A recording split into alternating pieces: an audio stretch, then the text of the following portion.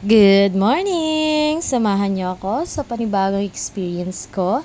So, magiging proctor muna tayo sa NAT ng grade 6 for today's video. So, bali 6 o'clock ang call time namin. Kaya 5:30 na ng umaga ako umalis ng bahay. So, yes, first time ko po ito. Kaya medyo kinakabahan ng lola nyo. So, na-assign nga pala kami sa ibang school. Kaya bumiyahe pa ako. So habang bumabiyahe nga, medyo kinakabahan pa rin talaga ako.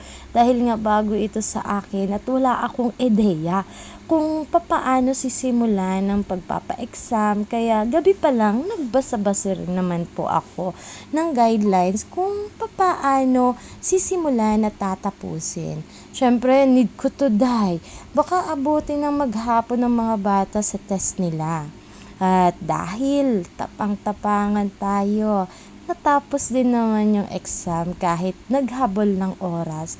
Oo be, naghabol ng oras dahil na-late na nga akong nagsimula. Nataranta ba naman ng lola nyo, di alam kung paano sisimulan. Pati pagpapakilala sa mga bata na late na rin, kaloka.